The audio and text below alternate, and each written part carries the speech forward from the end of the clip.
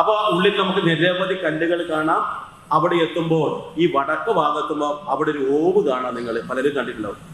അതിൽ നിന്ന് തീർത്ഥം വീഴാറില്ലേ? നമ്മളത് കൈകൊണ്ട് ഇങ്ങനെ പിടിക്കാറില്ലേ? എന്നിട്ട് കുടിക്കാറില്ലേ? ഒരിക്കലും ചെയ്യാൻ പാടില്ല. ഒരിക്കലും ചെയ്യാൻ പാടില്ലാത്ത കാര്യമാണ്. എന്തുകൊണ്ടാണെന്നറിയോ? ഭർത്താവ് ഭക്ഷണം കഴിച്ചു, അതിലല്പം ബാക്കിയുണ്ട്, അത് ആരാ കഴിക്കുക? ഭാര്യ കഴിക്കുവോ? ഇത് ഭാര്യയാണ് കഴിക്കേണ്ടത്. ഭാര്യക്കാണ് ഭർത്താവിന്റെ പാതി അവകാശം. അതുപോലെ ഭഗവാന്റെ നിർമാല്യമായ എല്ലാ വസ്തുക്കൾക്കും അവകാശിയായിട്ട് അവിടെ ഒരു ദേവനുണ്ട്, നിർമാല്യധാരി എന്നാ പറയാ. ആ നിർമാല്യധാരിക്ക് അവകാശപ്പെട്ടതാ.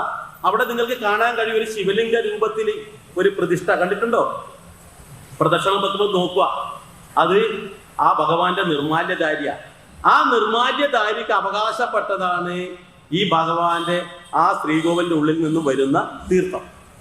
എന്നാൽ ശ്രദ്ധിക്കുക, അത് നമ്മൾ കൈകൊണ്ട് വാങ്ങിച്ച് കുടിക്കാൻ പാടില്ല എന്ന് മാത്രമല്ല, അവിടെ വേറെ ചില ദോഷങ്ങളും ഉണ്ട്. നമ്മളൊക്കെ ക്ഷേത്ര പ്രദർശനം വെക്കുമ്പോൾ ഇങ്ങനെ കഥയൊക്കെ പറഞ്ഞ് ഇങ്ങനെ വരുമ്പോഴായിരിക്കും അതിൽ നിന്ന് വെള്ളം വീഴുന്നുണ്ടാവുക. പെട്ടെന്ന് തൊട്ടടുത്ത ആൾക്കാരെയൊക്കെ തട്ടി മാറ്റിയിട്ട് ഓടിപ്പോയിട്ട് അത് പിടിക്കും. കൈ നല്ല മൈതാനം പോലെ പിടിക്കും. എന്നിട്ട് അവർക്ക് കിട്ടാൻ പാടില്ല, എനിക്ക് മാത്രമേ കിട്ടാൻ പാടില്ല എന്ന് വിചാരിച്ച് ഇങ്ങനെ പിടിച്ച് അങ്ങനെ സേവിക്കും. വൈകിട്ടാകുമ്പോൾ ചിലപ്പോൾ ലൂസ് മോഷൻ ഉണ്ടാവും, ഛർദി ഉണ്ടാവും. ഡോക്ടർക്ക് പോകും. ഡോക്ടർ പറയും എന്താ കഴിച്ചേ? ഒന്നും കഴിച്ചിട്ടില്ല, രാവിലെ അല്പം കപ്പ പുഴുങ്ങിയത് കഴിച്ചിട്ടുള്ളൂ, വേറെ ഒന്നും കഴിച്ചിട്ടില്ല. അത് വീട്ടിലെല്ലാവരും കഴിച്ചില്ല, പക്ഷെ എനിക്ക് മാത്രമേ ഉള്ളൂ. എന്തുകൊണ്ട് എനിക്ക് മാത്രം വരാൻ കാരണം? ഈ ഓവിലൂടെ വരുന്നത് ഈ ബിംബത്തിനെ കുളിപ്പിച്ച വെള്ളം വരും. ഈ ബിംബത്തിന് ചില സമയത്ത് എണ്ണ അഭിഷേകം ചെയ്തിട്ടുണ്ടാവാം, അതുപോലെ വാകച്ചാർത്ത് ചെയ്തിട്ടുണ്ടാവാം, ചില ക്ഷേത്രത്തില് ചില സമയത്ത് ഇഞ്ചിയിട്ട് ഒരച്ച കഴുകിയിട്ടുണ്ടാവാം. ഇതൊക്കെ അതിൽ വരും ഒഴുകിയിട്ട്. എന്നാൽ ചില ശ്രേഷ്ഠന്മാരായ പൂജാരിമാര് ഈ വടക്ക് ഭാഗത്തുള്ള ആ ഓവിന്റെ ഭാഗം വൃത്തിയായി കഴുകി വെക്കും. എന്നാൽ ചില ആൾക്കാര് ആ ഭാഗം കഴുകില്ല.